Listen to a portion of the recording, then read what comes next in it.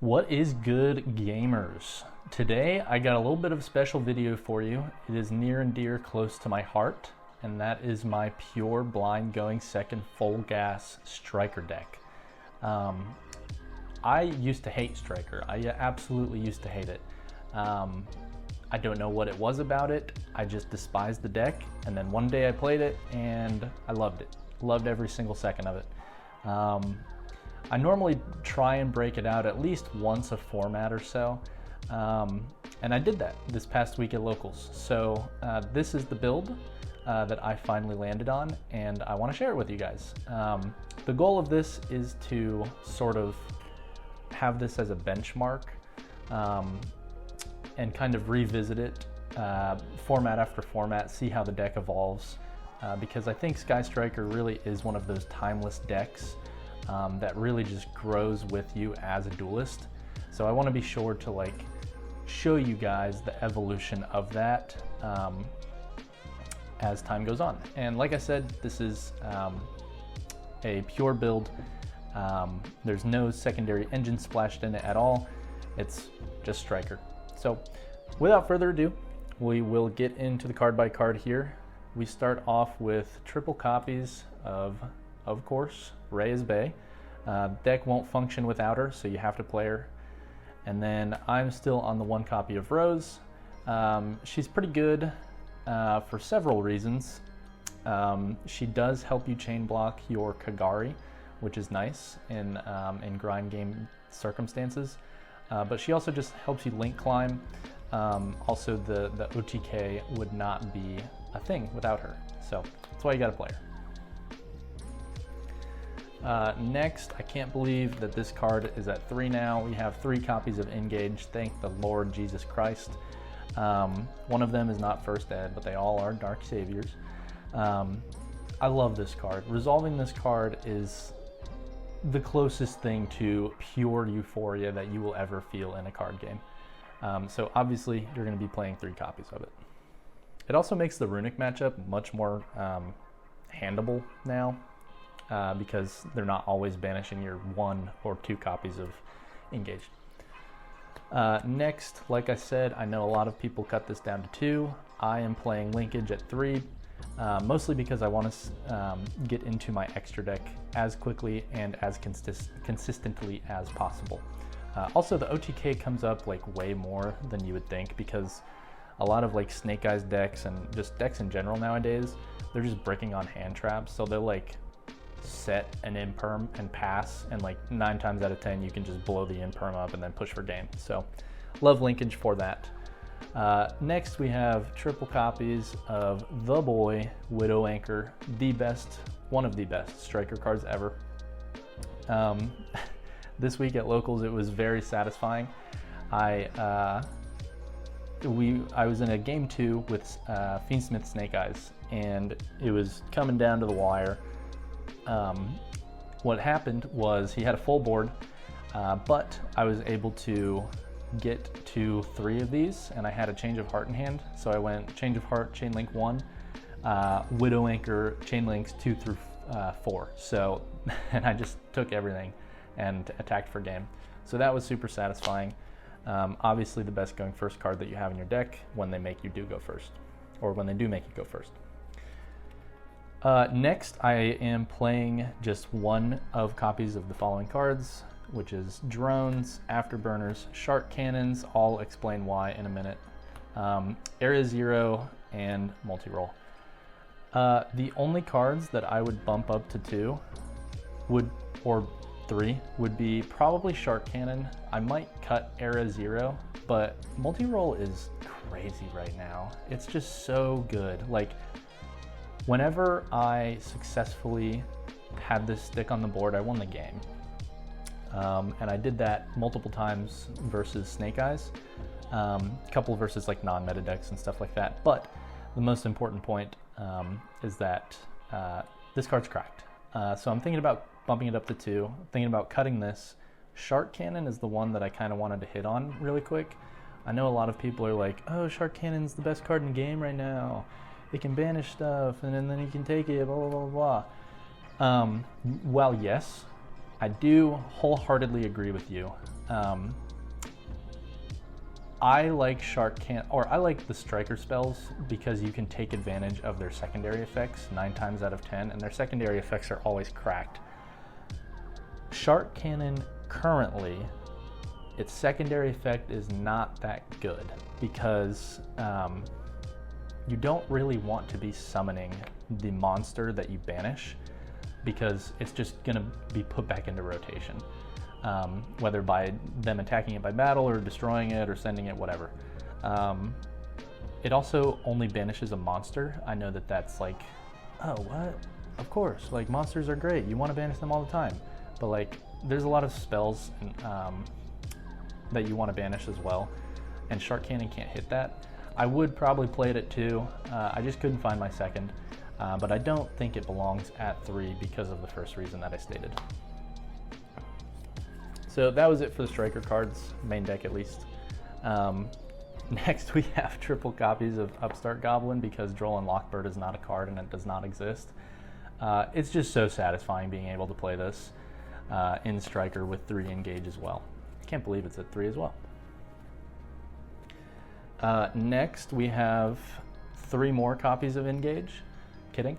But Thrust is phenomenal in the deck. I mean, monsters are activating their effects all the time, especially in your draw phase. It gets you access into anything, a board breaker, engage, I mean, literally anything. This is the heart and soul of the deck. If Thrust was not out, I don't think Pure Striker could be a thing. Next, we just have the board breakers. So we're doing 2 copies of Lightning Storm and the 1 Feather Duster. Phenomenal cards. I mean, there's not much else you can say about them. Next, for the Thrust targets, we have 1 Talents, 1 Change of Heart, 1 Rhoda, not a Called by the Grave, a Raigeki, and then the 1 card that's not a Thrust target in this bunch is the Called by. These are all insane. And then obviously the Called by, it hits stuff like Promethean Princess, it can hit Engraver, it can hit a Snake Eyes Ash effect to summon.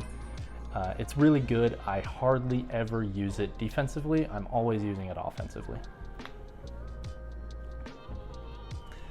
Oh yeah, I guess these are also Thrust targets. So 2 evenly. I opened it once against Snake Eyes Fiendsmith, who's an auto win, instantly won on the spot. Wonderful card. Would play it at 3, but I didn't have the matching rarity, so I didn't want to. And I also wanted to keep it at 40 cards. So as you can see, I haven't shown you any hand traps, and that's because I don't think hand traps in this deck are very good. However, there are small exceptions, and those small exceptions are 3 Didicro and 3 Imperm. Mostly because they also act as board breakers. Didicro can be used defensively as well as offensively, and the same thing with Imperm. If I draw any copies of these cards besides, like, if I start with 2 Imperm in hand, I might be using them if I'm going second. But 9 times out of 10, I'm just saving these cards in my hand because they're wonderful board breakers. A full Snake Eyes board doesn't really have a way to get around an Imperm on an Apo. They have to waste their Fiendsmith Desiree on it if they want to negate it, which is a favorable trade in my eyes. All right, that is the main deck. For the extra deck, it's pretty basic. We're running 2 Hayate, 3 Kagari, and 3 Shizuku as well. I think this is the optimal build. I know that a lot of people like to run 3 Hayate. The 3rd has never once in my life come up, except when I was first learning Sky Striker. So if you're worried about it, just keep playing the deck. You'll learn to loop your resources and to resource manage much better. But obviously 3 of these guys, you have to play them. I am also running 1 Kaina and 1 Zeke. Zeke's amazing. I love Zeke. I love stealing monsters and linking them off. to just get more pluses off of Zeke. The coming back in the end phase or in the next end phase, it comes up like every now and then where I'm like, oh, dang it, that thing's back. But 9 times out of 10, I don't give a fuck. And then the one kinda is phenomenal. Can't tell you how many times where they out one of my strikers in the EMZ. I ray effect summon back, and then they redeclare. I ray effect summon kinda, and then they just can't attack, and then they're just kind of SOL at that point. The time effect of her also comes up way more than you'd think, so keep that in mind. Next, I'm on 1 Dark Charmer. I was on 1 Hida, but Yubel is in the meta much more often nowadays, and I'm not personally seeing as much Snake Eye at locals as I was at the start of the format, so I'm just on 1 Dark. 1 IP, this is dumb, don't play this. I'm never playing this in Striker ever again, except on like one-off scenarios, but it's not terrible. It's a link 2 to get bodies off of board of your MMZ, so that's mostly why I played it. And then obviously SP, it's phenomenal in the deck. Access code, it's one of your main win cons. You can link climb into it super easily. And then 1 Typhon. You might notice that I'm not running Selene, and that is because I don't think Selene's needed in the build. You're running so many steal spells in general. You're running 3 Widow Anchor and a Change of Heart, and you can also run Mind Control. I know a lot of people run Mind Control, and that's phenomenal in and of itself. So I don't think you need her. I think you can get to access code way more often and way easier without her, and it frees up an extra deck spot. So I like Typhon a lot more than Selene. He's come up way more than me, way more for me. Can't tell you how many times I end on a Typhon and then I set a linkage, and then on their turn I just link away the Typhon. Really, really good combo. So the side deck is mostly Troll. I couldn't find a lot of my cards, so I just kind of jammed in whatever. So just keep that in mind. Bear with me as I'm going through it. I'm gonna start with the traps, and then we'll end with the monsters. 3 Solemn Judgment. It did win me 1 match. The guy had me go first going game 3, and I resolved this. He couldn't really do anything else, so he passed back to me, and with like 3 minutes left, I just did the linkage OTK. I'll do that one last, actually. The one that makes more sense is 3 Dark Ruler. I was main decking this at one point.